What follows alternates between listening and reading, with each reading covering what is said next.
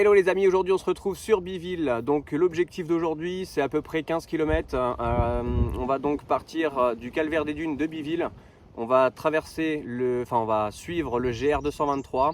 Donc lui en fait il contourne les dunes. Et donc pour finir on fera une petite pause repas et on traversera les dunes complètement de part en part, donc du sud au nord. Et on retrouvera donc le point de départ. Donc ça nous fait à peu près 15 km. Et je vous emmène avec moi, c'est parti.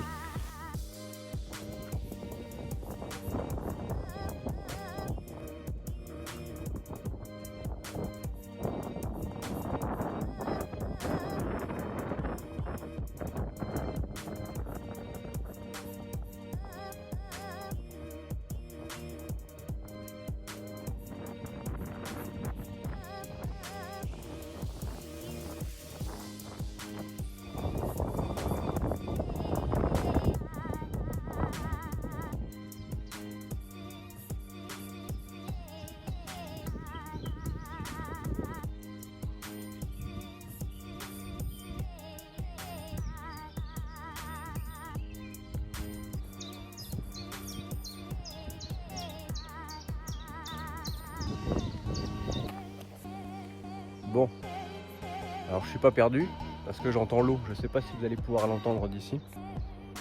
Mais là, juste en bas, en contrebas, il y a un ruisseau. Et c'est là qu'on tourne. Donc c'est là où il faut pas se tromper. Allez, on est reparti.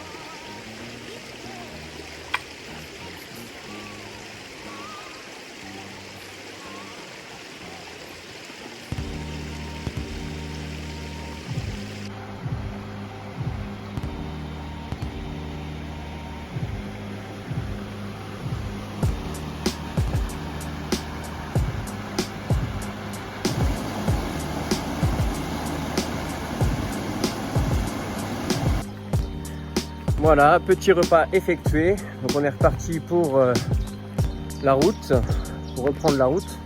Donc là, ce qui est bien à partir de maintenant, c'est que déjà le chemin est balisé.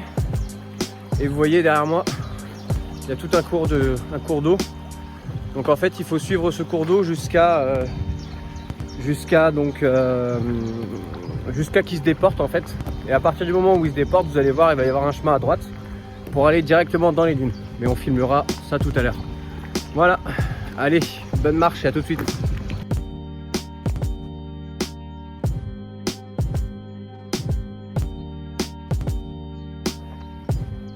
En cette saison, il faut surtout regarder où on marche. Et le plus important aussi, c'est qu'il ne faut pas oublier qu'on a des vipères à pic, pardon. Donc toujours poser le pas, si on n'a pas de canne ou si on n'a pas de bout de bois ou autre, toujours poser le pas lourd pour que on envoie des vibrations en fait dans le sol et du coup ça effraie les vipères et qu'elles s'en aillent. Donc toujours bien regarder là où on marche, toujours essayer de prendre des chemins déjà préparés, assez larges de préférence pour avoir une vue d'ensemble. Voilà, jamais aller tout près des forêts ou des forêts ou des choses comme ça, quoi. Voilà, puis le sable, préférez le sable, même si c'est plus dur, c'est toujours un peu mieux. En général, elles n'aiment pas trop le sable, elles préfèrent l'herbe. En effet, c'est un petit peu gadouilleux. Donc, préférez les bonnes chaussures de rando bien étanches. Voilà. Du coup, c'est ici que tout commence. C'est ici où je décide de changer d'itinéraire, enfin de quitter le GR 223 et de faire mon propre itinéraire.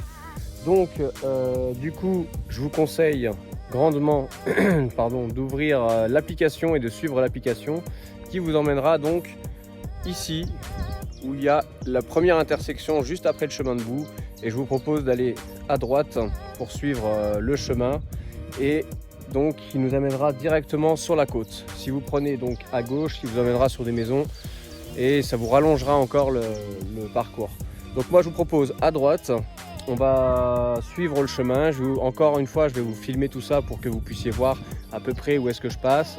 C'est pas très compliqué. Sachez que dans tous les cas, vous voyez bien que les chemins sont faits.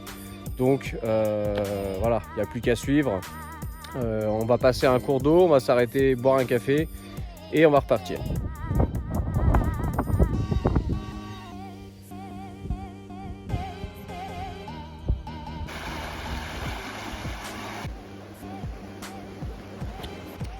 Voilà encore une fois la connerie humaine, comme d'habitude. On ne peut voir que ça en ce moment. Là ici on a une cigarette. Ici on a des mégots un peu partout. Des mégots de blonde, des mégots de roulé. Ici là-bas on a une capsule de bière. On a du bois qui est même pas sec. Je sais même pas pourquoi ils ont cassé ça, parce que clairement c'est cassé, on voit bien sur le bout que c'est cassé. Donc voilà, c'était un beau spot. Certes, le seul truc positif, c'est que vous avez fait ça près de l'eau. Donc ça, c'est très très bien, hein. On va pas vous le reprocher. Ici, on a du petit bois qui est cassé, qui est même pas... Enfin, il a même pas été mis de côté, il est en plein sur le sentier. Voilà, c'est parfait. Et donc, ça fait quand même un beau foyer pour pas grand-chose. Parce qu'à mon avis, vous n'avez pas dû profiter de votre soirée. Donc en tout cas, c'est un beau spot bien défoncé, c'est génial. Merci beaucoup, j'espère vraiment que vous n'êtes pas normand et que je vous aurai jamais dans mes groupes. Voilà, donc ça c'est un feu protégé. C'est un feu qui sécurise le sol, la nature. Et j'ai quand même de l'eau à côté. Et on minimise l'impact qu'on a sur les autres. Et encore une fois sur la nature.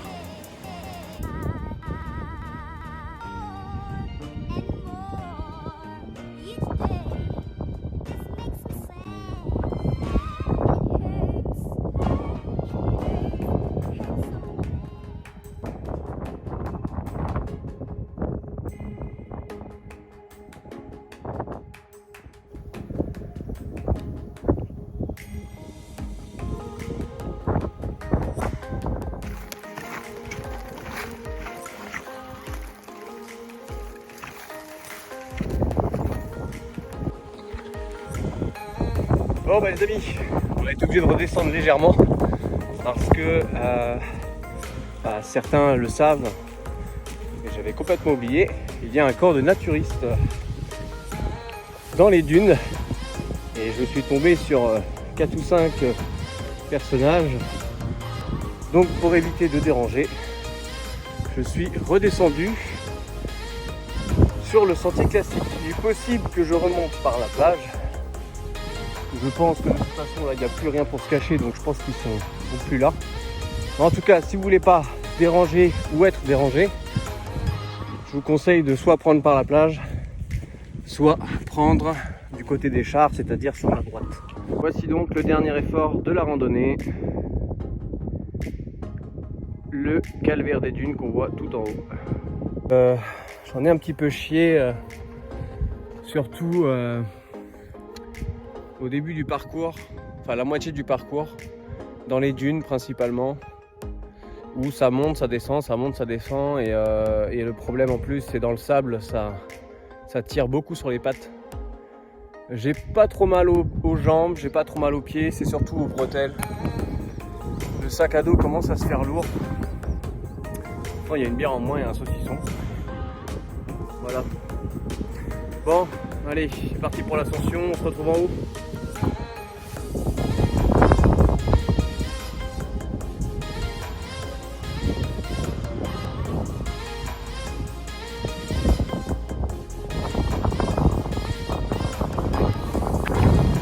Non, je ne cache pas que ça a été dur.